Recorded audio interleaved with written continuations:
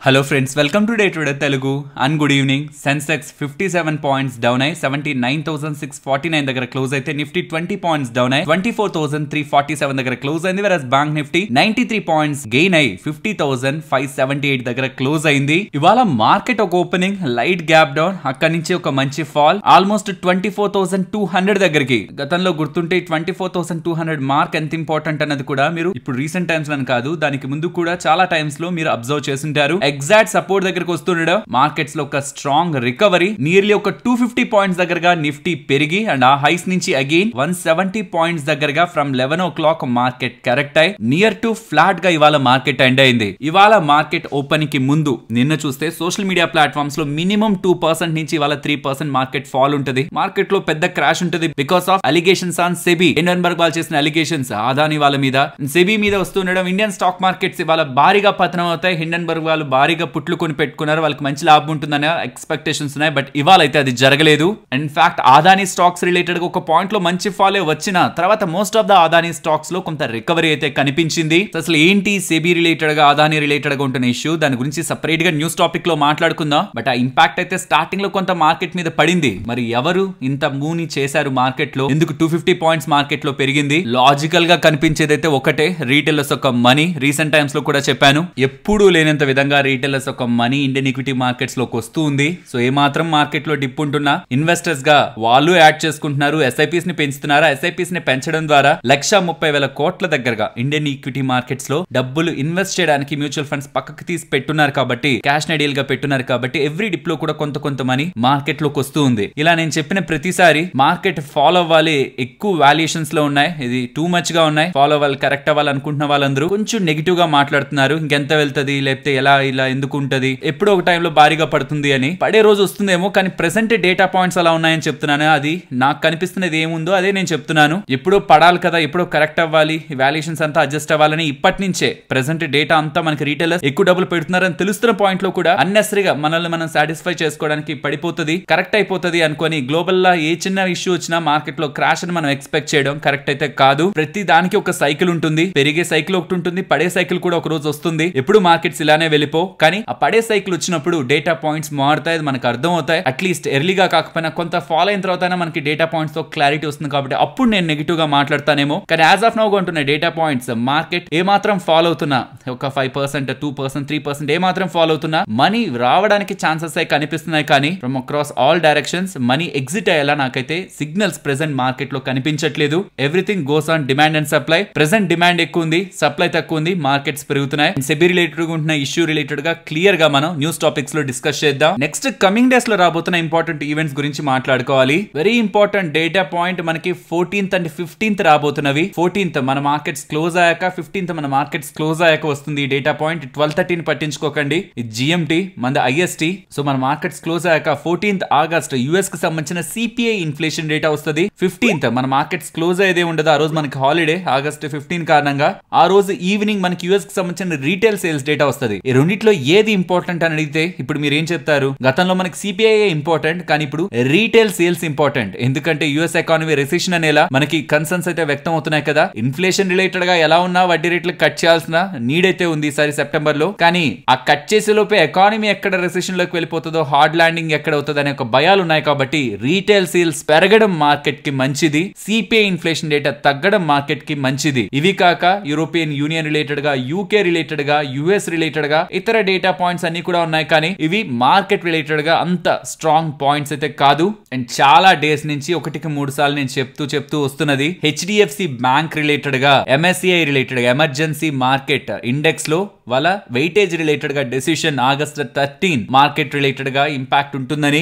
So ఉంటున్న data points అంతా track చేస్తుంటే ఇవాళ నైట్ దాని గురించి అప్డేట్ వచ్చే ఛాన్సెస్ అయితే కనిపిస్తున్నాయి. అండ్ రేపు ప్రాబబుల్లీ మార్కెట్ లో ఆ న్యూస్ ఉండే ఛాన్సెస్ కనిపిస్తున్నాయి. ఒకవేళ స్కిప్ అయితే రేపు రాలేదు మన మార్కెట్ లో అంటే ప్రాబబుల్లీ ఆగస్ట్ 14th కైనా మార్కెట్ టైం కి, అంటే ఆగస్ట్ 13 నైట్ రావడం లేదా ఆగస్ట్ 14 మార్నింగ్ అప్డేట్ అవడం అయినా కనిపిస్తుంది. కానీ మోస్ట్ ఆఫ్ ద ఛాన్సెస్ ఇవాళ నైట్ అప్డేట్ రావడం, రేపు మార్నింగ్ మీరు లేచే టైం కి అప్డేట్స్ అన్నిటితో పాటు ఎంఎస్సిఐ ఎమర్జింగ్ మార్కెట్ ఇండెక్స్ లో హెచ్డిఎఫ్సి బ్యాంక్ ఒక వెయిటేజ్ గురించి అప్డేట్ అయితే మీరు చూస్తారు. అండ్ అలాగే లాస్ట్ మన మార్కెట్స్ క్లోజ్ అయ్యాక హెచ్డిఎఫ్సి బ్యాంక్ పరంగా ఏజీఎం జరిగింది, యాన్యువల్ జనరల్ మీటింగ్ జరిగింది. అందులో HDFC and HDFC bank merger related గా స్టేట్మెంట్స్ కనిపిస్తూ స్ట్రెంగ్ చేస్తారంటున్నారు ఫర్దర్ గా. అంటే క్రెడిట్ డిపాజిట్ రేషియో తగ్గించి చేయించుకోవడానికి గ్రోత్ ని కూడా కాంప్రమైజ్ అవుతారని, కమింగ్ టైమ్స్ లో ఇదంతా సెటిల్ అయిపోయాక, ఈ మర్జర్ రిలేటెడ్ అన్సర్టెనిటీ అంతా సెటిల్ అయిపోయాక, ఈ మెట్రిక్స్ అన్ని ఒకటిగా అయిపోయాక తర్వాత బ్రేక్అవుట్ అవుతుంది బిజినెస్ లో అనేలా పాజిటివ్ కామెంట్స్ కనిపిస్తున్నాయి హెచ్డిఎఫ్సి బ్యాంక్ సైడ్ నుంచి.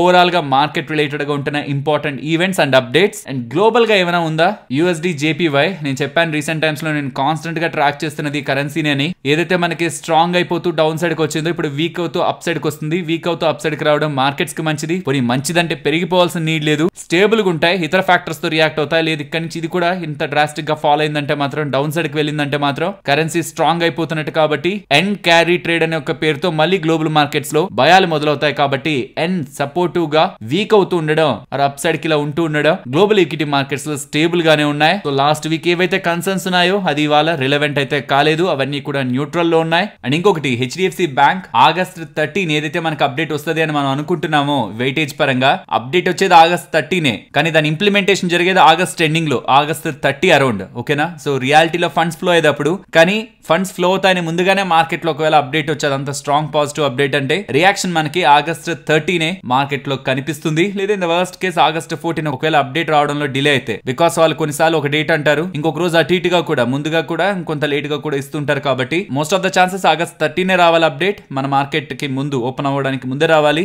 లేదంటే ఆగస్ట్ 13 నైట్ వచ్చి మార్కెట్ లో ఆగస్ట్ 14 మార్కెట్ లో అది రిఫ్లెక్ట్ అవ్వాలి. అండ్ మార్కెట్స్ పరంగా నా వ్యూ గతంలో చాలా టైం బ్యాక్ నుంచి చెప్తున్నాను, ఇక్కడ నుంచి మార్కెట్స్ స్ట్రాంగ్ గా ఉండాలంటే ఆన్ క్లోజింగ్ 24,350 to 24,400 ఈ లెవెల్ అబౌవ్ క్లోజ్ అవ్వాలి. అట్లీస్ట్ అది ఫస్ట్ లైన్. ఇక్కడ నుంచి చాలా దగ్గరగా 300 దగ్గర ఉంటున్నప్పుడే నేను 350, 400 అని చెప్తూ వస్తున్నాను. ఈ లాజికల్ లైన్ ఇది మీరు డ్రా చేశారనుకోండి ఎలా ఉంటుందో చూడండి. గతంలో చాలా టైం బ్యాక్ నుంచి రెసిస్టెన్స్ గా యాక్ట్ అవుతున్న లెవెల్స్ కదా ఇవి. సో కాబట్టి ఇమీడియట్ గా ఈ రీసెంట్ డేస్ లో రెసిస్టెన్స్ నే క్రాస్ చేసి మార్కెట్ క్లోజ్ అవ్వలేకపోతున్నప్పుడు స్ట్రాంగ్ గా మార్కెట్ ఉంటుంది, అప్ సైడే ఉంటుంది అనేలా స్ట్రాంగ్ వ్యూ పొజిషనల్ గా మనం తీసుకోవడం కష్టం. కాబట్టి నేను పర్సనల్ గా 24,400 అబౌవ్ మార్కెట్ వెళ్లకుండా in the short term in coming days market range bound గా అయినా ఆర్ బేరిష్ గా ఉంటుంది ఎక్స్పెక్ట్ చేస్తాను. ఇది నేను ట్రేడింగ్ ప్రాస్పెక్ట్ లో మాట్లాడింది. Whereas coming to investment recent videos లో, గతంలో ఉంటున్న వీడియోస్ లో కూడా క్లియర్ గా చెప్పాను, Indian equity markets over the period మంచి రిటర్న్స్ ని మనకి డెలివర్ చేస్తాయి. మరి ఎక్స్పెన్సివ్ గా ఉంది, ఫాలో అవ్వాలనేలా మనకి మొత్తం కూడా కనిపిస్తుంది కదా. మరి ఇప్పుడు ఏం డెసిషన్ తీసుకోవాలి? మీరు ఏ డెసిషన్ తీసుకోవాలనే దానికంటే మీరు అలా ఇన్వెస్ట్మెంట్స్ ఒకవేళ లెట్స్ సే ఒక 5% ఆర్ వర్స్ట్ కేస్ అనుకుందాం 10% మార్కెట్ ఫాల్ అయినా నాకు ఆ డబ్బులు ప్రెసెంట్ అవసరం లేదు, నేను ఇన్వెస్ట్ చేసింది నెక్స్ట్ 5 years 10 years 15 years అనే థింకింగ్ ప్రాసెస్ లో మీరుంటే నేను అసలు ఎఫర్ట్స్ కూడా పెట్టాల్సిన నీడ్ లేదు. లేదు మార్కెట్ పడితే నా పోర్ట్ఫోలియోలో లాసెస్ కనిపిస్తే నేను భయపడిపోతానంటే మాత్రం స్మాల్ క్యాప్స్ మిడ్ క్యాప్స్ లో మీ ఇన్వెస్ట్మెంట్స్ ని తగ్గించి లార్జ్ క్యాప్స్ లో పెంచుకోండి. అందులో కూడా FMCG, pharma, IT, private banking space ఏవేవైతే మార్కెట్స్ వర్స్ట్ గా ఫాలో అయినా కొంత స్టేబుల్ గా నిలబడతాయో వాటిల్లో ఉండడం బెటర్. లేదంటే ఈటీఎఫ్, మ్యూచువల్ ఫండ్స్ ఏవైతే ఇండెక్స్ ఫండ్స్ ఉంటాయో వాటిలోకి వెళ్ళడం బెటర్. ఇంకా ఎక్కువ ఫాలో అయితే నేను వాటిలో ఫాలో వచ్చినా నేను తీసుకోలేనంటే కొంత క్యాష్ లో డబ్బుల్ని బయట పెట్టుకోవడం better. So depending upon me psychology ఆధారపడి ఉంటుంది. పర్సనల్ గా నేను మార్కెట్స్ ని స్ట్రాంగ్ బులిష్ గా over the period 5 years 10 years కి ప్రెసెంట్ ఉంటున్న స్ట్రక్చర్ లో మార్కెట్స్ అయితే చూస్తున్నాను. Because of retailers participation normal గా ఉండే గ్రోత్ కంటే ఇంకొంత accelerated growth over the coming years కనిపిస్తుంది. బట్ గుర్తుంచుకోండి, ఒక షార్ప్ కరెక్షన్ అయితే ఏదో ఒక పాయింట్ లో మార్కెట్ లో వస్తుంది. డ్యూ టు గ్లోబల్ గా ఏదో ఒకటి జరుగుతుంది, ఆ టైంలో మార్కెట్స్ కూడా ఫాలో అవుతాయి. వాటికి మనం ప్రిపేర్డ్ గా ఉండాలి. అండ్ మీరు ఏ స్టాక్స్ లో అయితే ఇన్వెస్ట్మెంట్ చేశారో బ్లైండ్ గా వెళ్ళిపోకండి. పెరిగిపోయింది కదా, పెరిగిపోతుంది కదా, వెళ్ళిపోతూనే ఉంటుంది కదా అని అనుకోకండి. రియలైజేషన్ లోకి రండి. ప్రైస్ ట్రేడింగ్స్ కానీ, ప్రైస్ టు సేల్స్ కానీ, ఆర్ వాల్యుయేషన్స్ ని కానీ ఒక్కసారి చూసుకొని ఫ్యూచర్ లో వాల్యుయేషన్స్ మీట్ అవ్వగలదా లేదా, company with their business growth ఉందా లేదా, ఛాన్స్ ఆ ఇండస్ట్రీకి అంత స్కోప్ ఉందా, అండ్ ఈ ప్రెసెంట్ ఉన్న కంపెనీకి అంత స్కోప్ ఉందా, ఇది ఒక్కసారి చెక్ చేసుకున్న తర్వాతే ఇన్వెస్ట్మెంట్స్ ని కంటిన్యూ చేయండి. ఇది మోస్ట్లీ ఒక 3 months కి ఎవ్రీ క్వార్టర్లీ నెంబర్స్ పోస్ట్ చేస్తున్న పాయింట్ కి వాళ్ళ నెంబర్స్ తో ప్రెసెంట్ ఉంటున్న వాల్యుయేషన్స్ ని అండ్ ఫ్యూచర్ గ్రోత్ ని ఒక్కసారి చెక్ చేసుకుంటూ మీ ఇన్వెస్ట్మెంట్స్ ని లాజికల్ గా హోల్డ్ చేశారంటే even in the market fall అన్ని స్టాక్స్ ఒక 15-20% కరెక్ట్ అయినా మీది పర్ఫెక్ట్ వాల్యుయేషన్ లో, టూ మచ్ ఎగ్జూబరెంట్ గా కాకుండా లాజికల్ వాల్యుయేషన్ లో ఉంటే కంపేర్డ్ విత్ మార్కెట్ మన పోర్ట్ఫోలియో తక్కువ ఇంపాక్ట్ అయ్యే ఛాన్స్ ఉంటాయి. కాబట్టి ఇది కూడా investors time to time monitor చేసుకోవాలి. ఫ్రెండ్స్, ఇలా మార్కెట్ లో ఉంటున్న ఎంటైర్ డేటాను అనాలిసిస్ చేస్తూ వీడియోని ఇలా మీ ముందుకు తీసుకురావడానికి మేం పెడుతున్న ఎఫర్ట్స్ మీకు వాల్యుబుల్ గా అనిపిస్తూ ఉంటే మన వీడియోని తప్పకుండా లైక్ చేయండి. ఫస్ట్ సెబీ రిలేటెడ్ ఉంటున్న టాపిక్ గురించి మాట్లాడుకుందాం. ఐ థింక్ మీరంతా కూడా నిన్న సెకండ్ ఛానల్ లో పెట్టిన సెబీ రిలేటెడ్ గా హిండెన్బర్గ్ వాళ్ళు చేసిన ఆరోపణల వీడియో ఆల్రెడీ చూసుంటారని, వాళ్ళు ఏ ఆరోపణలు చేశారు అని దానిపైన నా అభిప్రాయాన్ని కూడా నిన్నటి వీడియోలో వ్యక్తం చేశాను. దాని తర్వాత సెబీ వాళ్ళు అఫీషియల్ గా హిండెన్బర్గ్ వాళ్ళు చేసిన ఆరోపణలకి ఒక్కొక్క పాయింట్ ని కూడా ఎక్స్ప్లెయిన్ చేస్తూ ఒక డీటెయిల్డ్ ఎక్స్ప్లెనేషన్ అయితే ఇచ్చారు. దాని గురించి మాట్లాడుకుందాం. ఇన్ఫాక్ట్ నిన్నటి వీడియోని ఎవరైనా చూడకపోయినా, బికాస్ అది మన సెకండ్ ఛానల్లో పెట్టాం, చాలా మంది సబ్స్క్రైబర్స్ అక్కడ ఉండరు కాబట్టి ఒకవేళ చూడకపోయినా ఇవాళ వాళ్ళు ఇస్తున్న క్లారిఫికేషన్ లోనే మీకు అలిగేషన్స్ ఏంటో కూడా అర్థమైపోతాయి. అండ్ ఎందుకు సెకండ్ ఛానల్లో పెట్టారనేలా క్వశ్చన్స్ వస్తున్నాయి. ఫ్రెండ్స్, సండే ఈ లోన్స్ రిలేటెడ్ గా వీడియో పెట్టాలని ఆల్రెడీ రికార్డ్ చేసి ఎడిటింగ్ వర్క్ అంతా అయిపోయి అప్లోడ్ చేసిన తర్వాత ఆ కామెంట్ సెక్షన్ లో మన వాళ్ళు ఎక్కువగా హిండెన్బర్గ్ గురించి అడుగుతూ ఉండేసరికి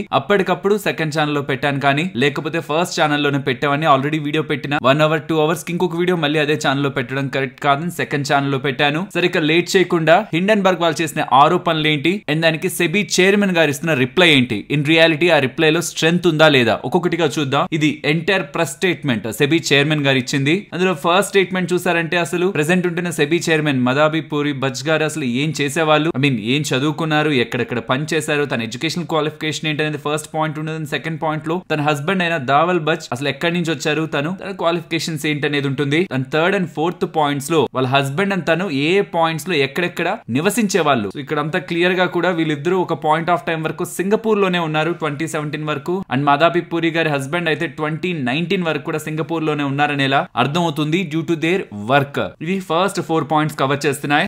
ఏదైతే ఇంపార్టెంట్ అలిగేషన్ ఉందో హిండెన్బర్గ్ వాళ్ళు చెప్పింది, ఆదాని స్టాక్స్ ని మ్యానిపులేట్ చేయడానికి ఏ ఫండ్స్ అయితే ఇన్వాల్వ్ అయ్యాయో ఆ ఫండ్స్ లో మదాబీ పూరి గారు ఇన్వెస్ట్మెంట్ చేశారు, ప్రస్తుత సెబీ చైర్మన్ ఇన్వెస్ట్మెంట్ చేశారు. కాబట్టే గతంలోకి వెళ్లి ఆదాని రిలేటెడ్ గా స్టాక్ మ్యానిపులేషన్ ని ఇన్వెస్టిగేషన్ చేయడంలో సెబీ అలసత్వం చూపించింది, నిర్లక్ష్యం చేసింది. బికాస్ అలా చేస్తే వాళ్ళే పట్టుకోవాల్సి వస్తుంది అనేలా ఏదైతే హిండెన్బర్గ్ వాళ్ళు ఆరోపణలు చేశారో దానికి నేను నిన్నటి వీడియోలోనే IIFL వాళ్ళు అంటే ప్రస్తుత 361 అనే కంపెనీ ఇచ్చిన క్లారిఫికేషన్ ని చెప్పాను. అక్కడే మనకి క్లారిఫై అయిపోయింది, నిన్నటి వీడియోతోనే క్లారిఫై అయిపోయింది. IIFL ఒకప్పుడు IIFL ఇప్పుడు 361 చేసిన స్టేట్మెంట్ ఏంటి, నిన్నటి వీడియోలో కూడా మాట్లాడుకుంది ఏంటి. ఇక్కడ కూడా 7th పాయింట్ ని గమనించండి. ఆ ఫండ్ ఏదైతే మదాబీ పూరి గారు ప్రస్తుత సెబీ చైర్మన్ గారు ఇన్వెస్ట్మెంట్ చేస్తున్నారో ఆ ఫండ్ వాళ్ళు ఇన్వెస్ట్మెంట్ చేసిన పీరియడ్ లో అంటే 2015 నుంచి 2018 వరకు ఆ ఫండ్ లో వీళ్ళు డబ్బులు పెట్టుంచారు. ఆ పాయింట్ లో ఏ ఆదాని స్టాక్ లోను ఇండైరెక్ట్ గా కానీ డైరెక్ట్ గా కానీ ఇన్వెస్ట్మెంట్ చేయలేదని, మరి అలా మ్యానిపులేట్ చేసిన వాటిల్లో వాళ్ళు ఇన్వాల్వ్ అయి ఉంటారని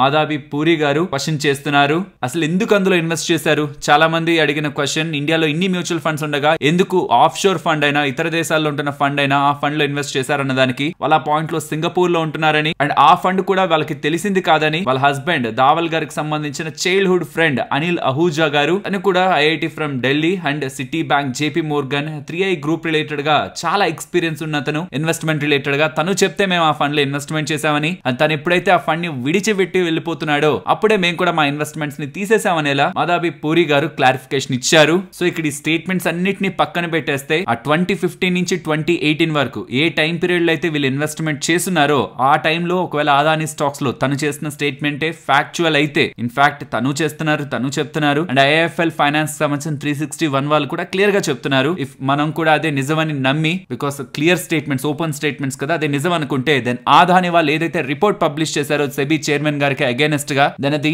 most of the part useless అయిపోతుంది. అక్కడితో అయిపోలేదు కదా, ఇంకొన్ని అలిగేషన్స్ ఉన్నాయి. దానికి సెబీ చైర్మన్ గారు ఏం చెప్పారు, అసలు అలిగేషన్స్ ఏంటో కూడా ఒకసారి మాట్లాడుకుందాం. 8th to 10th మీరు గమనించారంటే గతంలో ఎటువంటి ఎక్స్పీరియన్స్ లేని దావల్ గారికి అంటే ప్రస్తుత సెబీ చైర్మన్ హస్బెండ్ గారికి బ్లాక్ స్టోన్ వాళ్ళకి సంబంధించిన REIT కి సంబంధించి అడ్వైజర్ గా ఎందుకు పెట్టుకున్నారు, బ్లాక్ స్టోన్ లో ఎందుకు అడ్వైజర్ గా పెట్టుకున్నారు, తనని అడ్వైజర్ గా బ్లాక్ స్టోన్ వాళ్ళు నియమించి ఏదో వాళ్ళ మధ్యలో లావాదేవీలు జరిగాయి కాబట్టి కమింగ్ టైమ్స్ లో రీట్స్ రిలేటెడ్ గా, రీట్స్ అంటే రియల్ ఎస్టేట్ ఇన్వెస్ట్మెంట్ ట్రస్ట్, ఎలాగైతే కంపెనీస్ ని డివైడ్ చేసి స్టాక్స్ రూపంలో మనకు అమ్ముతూ ఉంటారో అలాగే రియల్ ఎస్టేట్ ని కూడా డివైడ్ చేసి ఆఫీస్ స్పేసెస్ ని కానీ ఈ రియల్ ఎస్టేట్ లో ఉంటున్న ప్రాపర్టీస్ రిలేటెడ్ గా ఉంటున్న వాల్యూని కానీ డివైడ్ చేసి రీట్స్ రూపంలో ఇస్తారు. అండ్ అందులో ఇన్వెస్ట్మెంట్ చేసిన వాళ్ళకి వాటి రిలేటెడ్ గా డెవలప్ అవుతున్న ఇన్కమ్ అండ్ వాటి అప్రిసియేషన్ అనేది దొరుకుతుంది. సో వీటిని ప్రమోట్ చేయడానికి సెబీ చైర్మన్ గారు చాలా ఎక్కువ ప్రయత్నించారు. 7 కన్సల్టేషన్ పేపర్, 3 కన్సాలిడేటెడ్ అప్డేట్స్, ఇలా మల్టిపుల్ అప్డేట్స్ ని ఇస్తూ నాకు ఇది ఒక ఫేవరెట్ ఇన్వెస్ట్మెంట్ ప్రొడక్ట్ అని దాన్ని చెప్పడానికి ప్రయత్నించారు.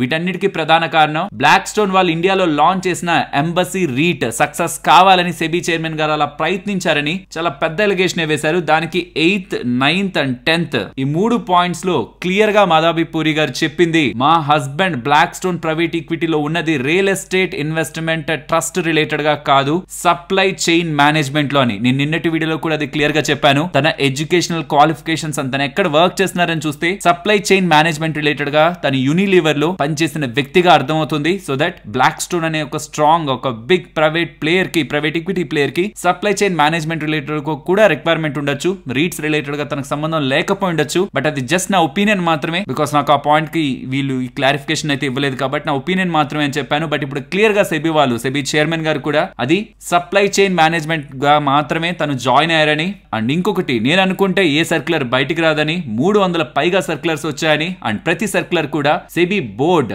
ఎంటైర్ డైరెక్టర్స్ ఉంటున్న బోర్డు యాక్సెప్ట్ చేస్తేనే వస్తుందని, ఒక ఇండస్ట్రీని డెవలప్ చేయడానికి మేము ఇస్తున్న స్టేట్మెంట్స్ స్పెసిఫిక్ పార్టీ కానీ ఆర్ మెలేషియస్ ఇంటెన్షన్స్ తో ఇది ఒక కంపెనీకి లాభం చేకూర్చాలని కానీ చేసినవి కాదనేలా క్లియర్ గా ఆన్సర్ అయితే చేశారు. రైట్, 2 థింగ్స్ రిలేటెడ్ గా తను క్లారిఫై చేశారు. బట్ థర్డ్ థింగ్ 11th నుంచి 13th అనమాట, అగోరా ఇన్వెస్ట్మెంట్స్ రిలేటెడ్ గా తను క్లారిఫికేషన్ అయితే ఇచ్చారు. బట్ ఈ హిండెన్బర్గ్ వాళ్ళ రిపోర్ట్, ఎంటైర్ రిపోర్ట్ లో ఏముందంటే 2022 లో కూడా, అంటే మదాబీ పూరి గారు సెబీ చైర్మన్ గా ఉంటున్న టైంలో కూడా ఈ అగోరా ప్రైవేట్ లిమిటెడ్ అనే కంపెనీ $261,000 దగ్గరగా రెవెన్యూని సంపాదించిందని, అండ్ ఆ పాయింట్ లో కూడా తనే ఇందులో మెజారిటీ ఆఫ్ వాటాని హోల్డ్ చేస్తున్నారు. ఇదొక్కటి నాకు మదాబీ పూరి గారు ఇచ్చిన ఆన్సర్స్ అయితే నాకు ఇదొక్కటే కొంచెం కాన్ఫ్లిక్ట్ అవుతుంది. అంటే అంత స్ట్రాంగ్ గా వివరణ అయితే నాకు వీటి పరంగా రాలేదు. బట్ ఇది కాన్స్పిరసీ లైక్ ఏదో పెద్ద స్కామ్ జరిగిందనేలా చూడాలంటే ఫ్రెండ్స్, గవర్నమెంట్ జాబ్ చేసే వాళ్ళు బయట కొన్ని చేయకూడదని, లేకపోతే గవర్నమెంట్ డాక్టర్స్ కూడా కొన్ని యాక్టివిటీస్ చేయకూడదని, ఆర్ గవర్నమెంట్ జాబ్ లో ఉన్న ట్రేడింగ్ చేయకూడదని, ఇలా మనకి కొన్ని ఉంటాయి కదా. అలా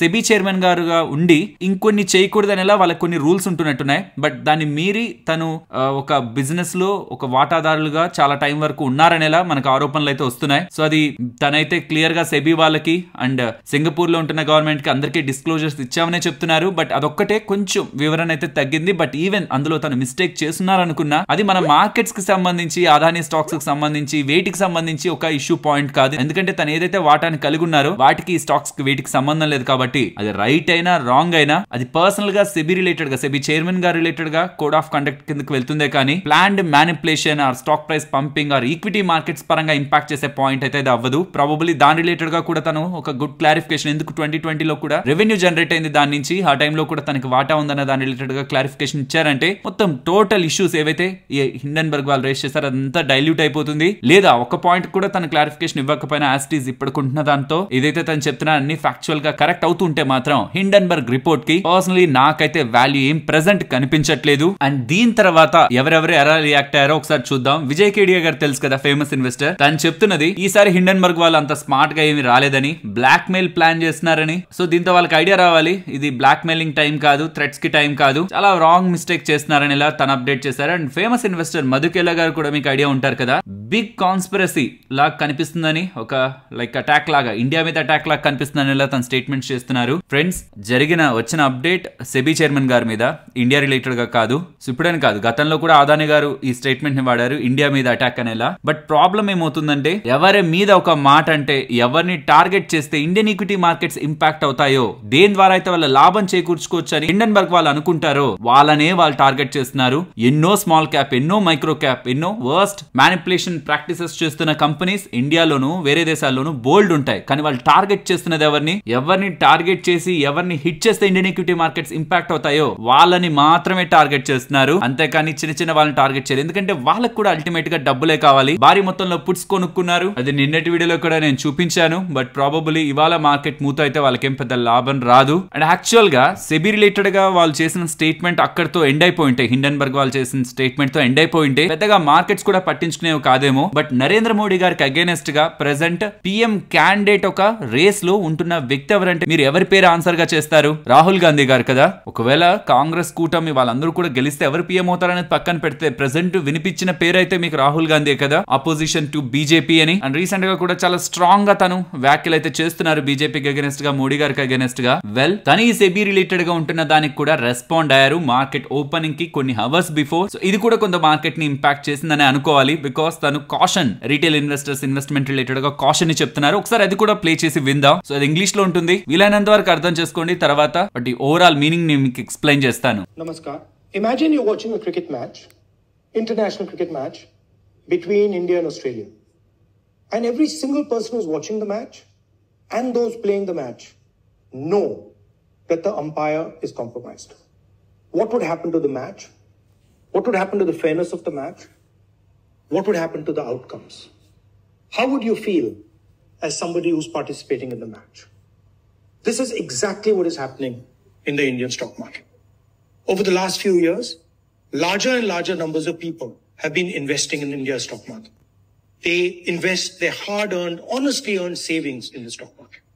And it is my duty as leader of the opposition to bring to your notice that there is a significant risk in the Indian stock market because the institution that governs the stock market is compromised. Now I'm going to explain to you exactly how and why it is compromised. A very serious allegation against the Adani Group was illegal share ownership and price manipulation using offshore funds. It has now emerged that SEBI chairwoman Madhavi Buch and her husband had an interest in one of those funds. This is an explosive allegation because it alleges that the umpire herself is compromised. The savings of millions of Indians, hard-earned, honestly earned savings, are at risk. It is therefore imperative that this matter is investigated. Retail investors, honest investors, pensioners have three questions. The first, why has Chairperson Madhavi Buch not resigned? Second, God forbid something were to go wrong and investors were to lose their money. Who is responsible? Is the Prime Minister of India responsible? Is Madhavi Buch responsible? Or is Mr. Adani responsible? And finally, the Supreme Court has been looking at this matter. New allegations have emerged. Very serious, explosive allegations have emerged. Is the Supreme Court going to look at this matter suo motu again? Slowly becoming crystal clear why Prime Minister Modi is against a joint parliamentary committee looking into this matter. Thank you. So మీరు విని ఉంటారు కదా. So mostly మీకు అర్థమై ఉంటుంది, simple plain language లోనే ఉంటుంది. So ఒక క్రికెట్ మ్యాచ్ లో అందరూ కూడా రాంగ్ చేస్తూ ఉంటే మనం ఫెయిర్ మ్యాచ్ ని ఎక్స్పెక్ట్ చేయలేం. అలా కూడా ఇండియన్ ఈక్విటీ మార్కెట్స్ లో అలానే జరుగుతుంది. సో రిజైన్ చేయాలని మోడీ గారు దీని రిలేటెడ్ గా ఒక దర్యాప్తు చేయాలని, అండ్ ఇన్వెస్టర్స్ ఎవరెవరైతే రీటైల్ ఇన్వెస్టర్స్, ఇన్నోసెంట్ ఇన్వెస్టర్స్ ఉంటారో జాగ్రత్త అనేలా మీకు దీంట్లో అప్డేట్స్ అయితే కనిపించుంటాయి. దీని స్టేట్మెంట్స్ చేయడం కారణంగా ఓవరాల్ మార్కెట్స్ మీద స్టార్టింగ్ లో ఇంపాక్ట్ పడిందని అయితే నేను అనుకుంటున్నాను. బికాస్ ఒక నార్మల్ ఎమ్మెల్యేనో ఎంపీఓ లేకపోతే ఒక రాష్ట్రానికి ఒక ముఖ్యమంత్రి కాదు, బీజేపీకి ఆపోజిట్ గా ఉంటున్న పార్టీని నేతృత్వం వహిస్తున్న వ్యక్తుల్లో స్టార్టింగ్ లో మనకు కనిపించే వ్యక్తి ఫేస్ ఆఫ్ కాంగ్రెస్ ప్రెసెంట్ కాబట్టి సంజయ్ స్టేట్మెంట్స్ కొంత మార్కెట్ లో డిస్టర్బెన్స్ ని స్టార్టింగ్ లో అయితే క్రియేట్ చేశాయి. బట్ మార్కెట్స్ ఆఫ్టర్ ఓపెనింగ్ ఒక స్ట్రాంగ్ రికవరీని అయితే చూపించాయి. దీనికి ఎవరు రీజన్ అయింటారంటే నేను ఆన్సర్ చేయాల్సిన రిక్వైర్మెంట్ లేదు. రీటైలర్స్ ఒక మనీయే అల్టిమేట్ గా డిఐఎస్ రూపంలో మన ఇండియన్ ఈక్విటీ మార్కెట్స్ లో ఆ డిప్ ని కొంచెం బై చేసి ఉండొచ్చు. సో ఐ హోప్ మీకు మొత్తం డేటా పాయింట్స్ సెబీ రిలేటెడ్ గా టోటల్ A to Z ఉంటున్నదంతా అర్థమైందని. ఫ్రెండ్స్, ఇలా న్యూస్ అప్డేట్స్ ని అనాలిసిస్ చేస్తూ మీ ముందుకి కంటెంట్ తీసుకురావడానికి మేం పెడుతున్న ఎఫర్ట్స్ మీకు వాల్యుబుల్ గా అనిపిస్తూ ఉంటే మన వీడియోని తప్పకుండా లైక్ చేయండి. అండ్ నిన్న నేను ఈ ఇమేజ్ చూపించినప్పుడు హిండెన్బర్గ్ వాళ్ళు పుట్సుకొని స్ట్రాంగ్ గా కూర్చోన్నారని చూపించినప్పుడు అసలు ఎలా కొన్నారు, ఇందులో ఎలా వాళ్ళు మన ఇండియన్ ఈక్విటీ మార్కెట్స్ పడతాయనేలా పుట్స్ కొనుక్కున్నారనేలా వాళ్ళు క్వశ్చన్స్ అయితే అడిగారు. దీని రిలేటెడ్ గా ఒక చిన్న అవేర్నెస్ అయితే క్రియేట్ చేయాలనుకుంటున్నాను. ఇక్కడ మీది ఏదైతే డేట్ కింద చూపిస్తుంది కదా 54.83 అని, అది traded price of MSCI India ETF. వాళ్ళు పుట్లు కొన్నది ఇండియన్ నిఫ్టీలోనో బ్యాంక్ నిఫ్టీలోనో కాదు, డైరెక్ట్ గా అయితే మరి ఇండైరెక్ట్ గా ఎలా కొన్నారో మనకి FIS ద్వారా ఇంకేమైనా వాటి ద్వారా ఇండియాలో నిఫ్టీలో బ్యాంక్ నిఫ్టీలో పొజిషన్స్ ఉన్నాయనేది మనకి తెలియడం చాలా కష్టం. కానీ MSCI ఇండియా ETF రిలేటెడ్ గా మాత్రం పుట్స్ వాళ్ళు 53 కి వెళ్తుందని 50 కి వెళ్తుందని గతంలో ఆగస్టు 2వ తేదీ నుంచి కూడా స్లోగా పుట్స్ ని యాడ్ చేసుకుంటూ మార్కెట్స్ ఫాలో అవుతాయి. ఇండియన్ మార్కెట్ ఫాలో అయిందంటే MSCI రిలేటెడ్ ETF కూడా ఫాలో అవుతుంది. కాబట్టి ఇలా వాళ్ళు ఇండియాకి అగైనెస్ట్ గా వాళ్ళ పొజిషన్స్ ని హెల్డ్ చేశారు. ఇండియన్ మార్కెట్ రిలేటెడ్ గా కాదు, అది MSCI ETF రిలేటెడ్ గా. సో వీళ్ళ ప్రకారం చూస్తే బేస్ కేస్ లో 53 అంటే మినిమం ఒక 3.5 to 4% మార్కెట్ ఫాలో అవ్వాలి. అంటే సుమారుగా ఒక 900 పాయింట్స్ దగ్గరగా ఫాలో అవ్వాలని వీళ్ళు పుట్స్ ని కొన్నట్టు. ఇంకా చెప్పాలంటే 50 పుట్ ని కూడా కొన్నారు కాబట్టి ఇన్ ద బెస్ట్ కేస్ ఒక 10% ఫాలో అవ్వాలని చూస్తున్నారు మార్కెట్. వీళ్ళు ఒక 2500 ఆర్ 2400 పాయింట్స్ దగ్గరగా ఫాలో అవ్వాలని వీళ్ళు పుట్స్ ని అయితే కొనుక్కున్నట్లయితే అర్థమవుతుంది. బట్ ఇవాళ వాళ్ళు అనుకున్నట్లు స్టార్టింగ్ లేదో జరుగుతున్నట్లు కనిపించిన ఎండ్ ఆఫ్ ద డే లో అయితే అలా జరగలేదు. అండ్ ఈ పుట్స్ కి సంబంధించిన ఎక్స్పైరీస్ కూడా ఇక్కడ మీకు స్క్రీన్ మీద కనిపిస్తూ ఉంటాయి. అండ్ ఈ స్పామ్ కాల్స్ కానీ మెసేజెస్ కానీ ఎటు పడితే అటు సబ్స్క్రైబర్స్ ని అంటే ఈ టెలికాం వినియోగదారుల్ని మనందరినీ కూడా చాలా మంది స్పామర్స్ ఆర్ స్కామర్స్ కానీ హ్యాక్ చేయాలనుకుంటున్న వాళ్ళు కానీ విసిగిస్తూ ఉన్నారు కదా. అది లాస్ట్ 1-2 years లో చాలా ఎక్కువైంది. దీని రిలేటెడ్ గా డిపార్ట్మెంట్ ఆఫ్ టెలికమ్యూనికేషన్స్ వాళ్ళు ఒక స్ట్రాంగ్ డెసిషన్ అయితే తీసుకుంటున్నట్లు కనిపిస్తుంది. యాజ్ పర్ ట్రాయ్ డెసిషన్స్ ఏ ఎంటిటీ అయినా, బికాస్ ఒక పర్సన్ చేయడం ఒక స్పామ్ ఒక ఎంటిటీయే చేస్తూ ఉంటది. బీట్ స్టాక్ మార్కెట్ రిలేటెడ్ గా అడ్వైజరీ సర్వీసెస్ ఇచ్చే వాళ్ళ ఆర్ స్కామ్ చేద్దామని ఒక ఏజెన్సీ రిలేటెడ్ గా నెంబర్స్ అన్ని తీసుకున్న వాళ్ళ ఎవరో ఒకరు ఏ ఎంటిటీ అయితే ఇలా స్పామ్ కాల్స్ చేస్తూ ఉందో వన్స్ ఇలా స్పామ్ కాల్స్ చేస్తున్నారని వాళ్ళ మీద గానీ ఆరోపణలు వచ్చేది నిజమని తేలితే మాత్రం 2 సంవత్సరాల వరకు వాళ్ళకి సంబంధించిన మొత్తం ఎంటిటీని అందరూ టెలికాం ప్లేయర్స్ వాళ్ళు ఒక దగ్గర తప్పు చేసిన అందరూ టెలికాం ప్లేయర్స్ బ్లాక్ చేస్తారని and from September 1st 2024 messages లో ఏ అయితే యూఆర్ఎల్స్ కానీ ఏపీకేస్ కానీ అదే యాప్స్ రిలేటెడ్ గా ఉంటున్న లింక్స్ కానీ ఏవేవైతే వైట్ లిస్ట్ అవ్వలేవో వాటిల్ని డెలివర్ చేయొద్దు అంటున్నారు. ఇది సూపర్ మూవ్ ఇది బికాస్ కొన్ని స్పామ్ లింక్స్ ని ఇది క్లిక్ చేయండి మీకు ఇది లింక్ వస్తుంది దీని ద్వారా వెళ్ళండి పేమెంట్ చేయండి అని ఫేక్ లింక్స్ ఏవైతే ఉన్నాయో వాటికి అడ్డుకట్టు వేస్తున్నట్టు వైట్ లిస్ట్ అయినవి తప్పితే అంటే జెన్యూన్ గా ఉంటున్నవి తప్పితే జెన్యూన్ గా లేనివన్నిటి రిలేటెడ్ గా బ్లాక్ చేయాలనేలా టెలికాం ఆపరేటర్స్ సెప్టెంబర్ 1st నుంచి రూల్స్ అమలు చేయాలనేలా సిగ్నల్స్ అయితే ట్రాయ్ వాళ్ళు ఇస్తూ ఉన్నారు. నెక్స్ట్ భారతీ టెలికాం ఈ భారతీ ఎయిర్టెల్ ఒక పేరెంట్ కంపెనీ ఆ భారతీ టెలికాం ని ఓన్ చేసుకుంటున్న భారతీ ఎంటర్ప్రైజెస్ రిలేటెడ్ గా ఉంటున్న ఇంపార్టెంట్ అప్డేట్ గురించి మాట్లాడుకోవాలి. భారతీ ఎంటర్ప్రైజెస్ వాళ్ళు యూకే లో one of the largest telecom player అయిన బీటీ గ్రూప్ రిలేటెడ్ గా 24.5% వాటాని కొంటున్నట్టు ఆల్మోస్ట్ బీటీ గ్రూప్ ఒక market capital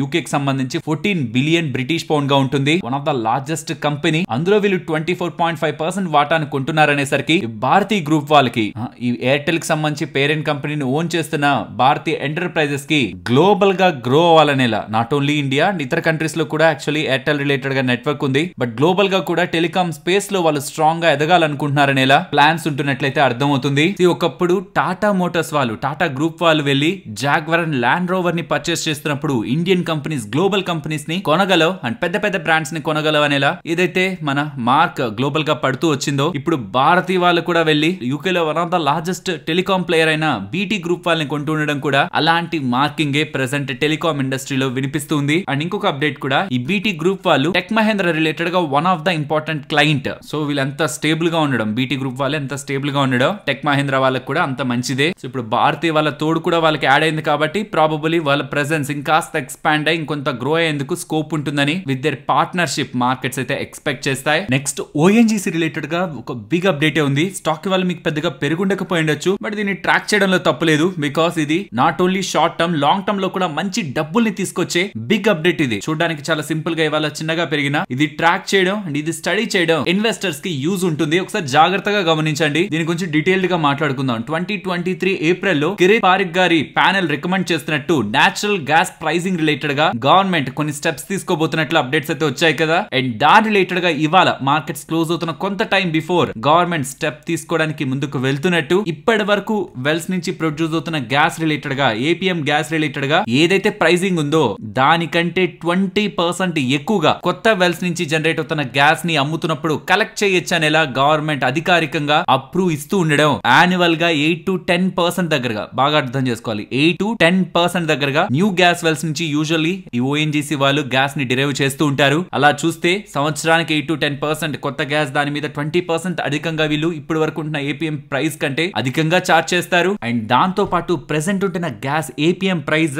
$6.5 mm per BTU కి ప్రెసెంట్ ఏదైతే సీలింగ్ జరిగిపోయిందో FY24 అండ్ FY25 వరకు మాత్రమే ఆ సీలింగ్ ఉంది. అంటే ఫ్రమ్ ఏప్రిల్ 1st 2025 నుంచి ప్రెసెంట్ ఉంటున్న ఏపీఎం ప్రైస్ కొత్త గ్యాస్ వెల్స్ నుంచి ఒక ఎక్స్ట్రా 20% సంపాదించుకోండి అని చెప్తున్నారు. అండ్ ప్రెసెంట్ ఉంటున్న ఏపీఎం ప్రైస్ రిలేటెడ్ గా కూడా $0.5 MMBTU పైన కూడా అడిషనల్ గా సంవత్సరానికి 0.25 MMBTU in terms of dollars వీళ్ళు సంపాదించుకోవచ్చు అడిషనల్ గా సంపాదించుకోవచ్చు. కాబట్టి ఆన్ గోయింగ్ ఓఎన్జీసీ రిలేటెడ్ గా క్లియర్ గా revenues margins and profitability visibility పరంగా స్ట్రాంగ్ గా కనిపిస్తున్నట్లయితే అర్థమవుతుంది. సో ఈ ఆయిల్ అండ్ గ్యాస్ స్పేస్ కొంత ఇంట్రెస్టింగ్ గా మారుతుంది రీసెంట్ టైమ్స్ లో జరుగుతున్న చేంజెస్ తో. సో ఎవరైనా ఈ ఎంటైర్ ఆయిల్ ఇండస్ట్రీ ఈ oil and gas industry related గా స్టడీ చేయాలనుకుంటున్నా స్టిల్ వాల్యుయేషన్స్ కంఫర్టబుల్ గానే ఉన్నాయి కాబట్టి నేను గట్టిగా చెప్పగలను ఈ స్పేస్ మీద మీరు స్టడీ చేస్తే మీ టైం ని అయితే మీరు వేస్ట్ చేసుకుంటున్నట్లు కాదు. ఎంటైర్ ఈ oil and gas industry recent times లో గవర్నమెంట్ పాలసీస్ కి పాజిటివ్ గా రియాక్ట్ అయ్యే స్పేస్ లో అయితే కనిపిస్తూ ఉంది. ఫ్రెండ్స్ ఈ అప్డేట్ నాకు రీసెంట్ వీకెండ్ లో తెలిసినప్పుడు వయసు అయిపోయిన వాళ్ళు రిటైర్డ్ అయిపోయిన వాళ్ళు బ్యాంక్ లో డబ్బులు పెట్టుకోవడం కూడా వాళ్ళు చేస్తున్న పెద్ద తప్ప అనేలా అండ్ వాళ్ళ పర్సనల్ విషయాలు ఎవరైతే రిటైర్ అయిపోయి ఉంటారో వాళ్ళ పర్సనల్ విషయాలు ఎంత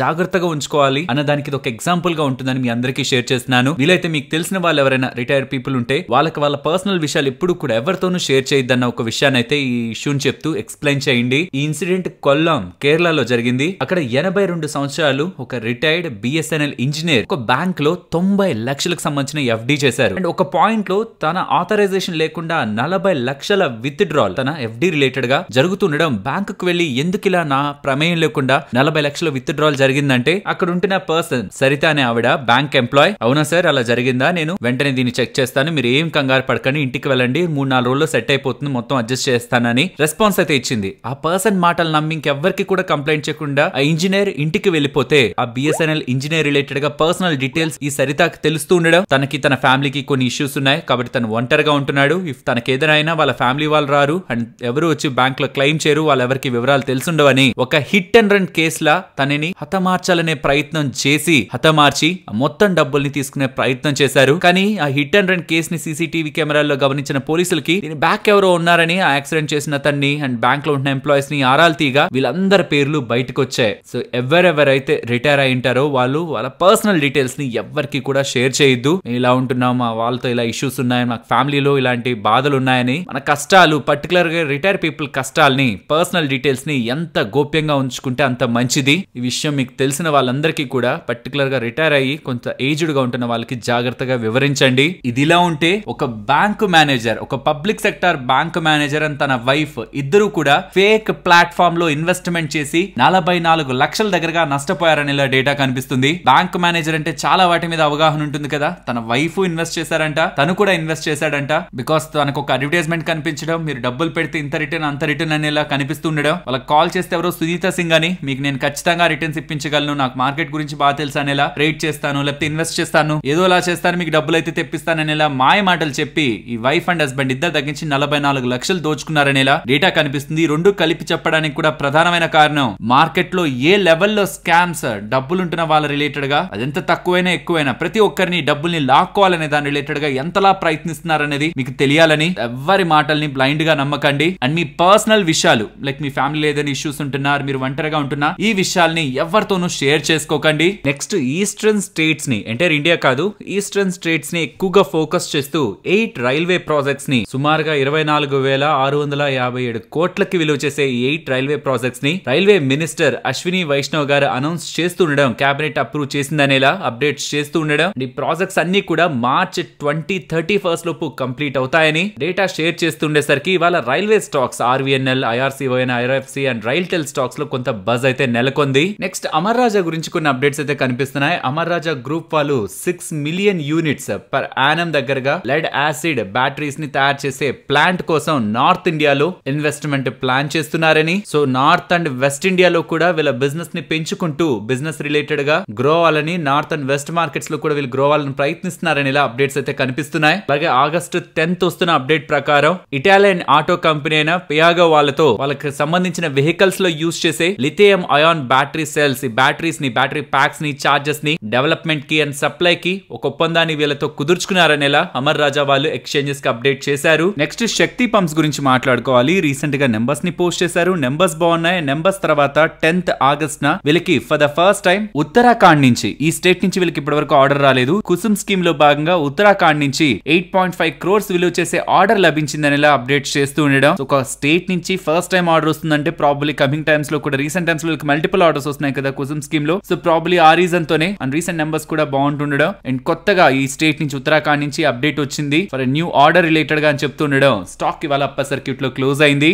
నెక్స్ట్ ఆవాస్ ఫైనాన్సర్స్ గురించి మాట్లాడుకోవాలి. వీళ్ళ ప్రమోటర్ ఎంటిటీస్ అయిన కేదారా క్యాపిటల్ అండ్ పార్ట్నర్ గ్రూప్ వాళ్ళు వీళ్ళిద్దరి దగ్గర ఉంటున్న 26.47% వాటాని సివిసి క్యాపిటల్ వాళ్ళు కొనబోతున్నట్లు అండ్ ఇంత పెద్ద మొత్తంలో వాటాను కొన్నారంటే ఓపెన్ ఆఫర్ ని కూడా ప్రకటించాలి. అండ్ ఆ ఓపెన్ ఆఫర్ కూడా 1767 రూపీస్ పర్ షేర్ లెక్కన అనౌన్స్ చేస్తూ ఉండడం, నిన్నటి క్లోజింగ్ ప్రైస్ తో కంపేర్ చేస్తే ఆల్మోస్ట్ ఒక 7% హైయర్ గా ప్రైస్ కనిపిస్తూ ఉండడం. ఆఫ్టర్ ఈ ఓపెన్ ఆఫర్ ఇవాళ స్టాక్ గెయిన్ అయింది. నెక్స్ట్ ఫైనాన్షియల్ ప్లాట్ఫామ్స్ లో వస్తున్న డేటా ప్రకారం జపాన్ కి సంబంధించిన లెండర్స్ చీఫ్ ఇండియాని విజిట్ చేస్తున్నారని అండ్ దీనికి ప్రధానమైన కారణం ఎస్ బ్యాంక్ లో వాటాని కొనడానికి అని పొటెన్షియల్ బయ్యర్, జపాన్ కి సంబంధించిన బ్యాంకింగ్ స్పేస్ లో ఉంటున్న ఒక ఫేమస్ బ్యాంక్ ఆర్ మేబీ ఏదైనా ఇంపార్టెంట్ బ్యాంక్ అయి ఉండొచ్చు, ఆ బ్యాంక్ కు సంబంధించిన హెడ్ ఇండియాకి వస్తున్నారు. ఎస్ బ్యాంక్ లో వాటాని కొనడానికి అనేలా మార్కెట్స్ లో స్పెక్యులేషన్స్ అయితే స్టార్ట్ అయ్యాయి. మరి చూడాలి ఆ హెడ్ ఎవరు, ఎంతలో వాటాని కొనబోతున్నారని. ఒకవేళ ఇది నిజమైతే, లేదంటే దీనికి ఎస్ బ్యాంక్ వాళ్ళు స్పందన ఇస్తారు కదా, అలాంటివి ఏం లేవని దానికోసం వెయిట్ చేయాలి. నెక్స్ట్ రిజల్ట్స్ గురించి మాట్లాడుకోవాలి. ఫస్ట్ బాలకృష్ణ ఇండస్ట్రీస్, మీరు ఇయర్ ఆన్ ఇయర్ లో కంపేర్ చేయండి, ఎక్కడైనా ప్రాబ్లం అనిపించిందా? రెవెన్యూ బానే ఉంది, మార్జిన్స్ కొంత ఎక్స్పాండ్ అయ్యాయి, ప్రాఫిటబిలిటీ కూడా స్ట్రాంగ్ గానే ఉంది. మరి స్టాక్ ఎందుకు కరెక్ట్ అయింది? నెంబర్స్ తో కాదు కామెంటరీతో. ఈ నెక్స్ట్ నెక్స్ట్ కమింగ్ టైమ్స్ లో డిమాండ్ కొంత వీక్ గా ఉందని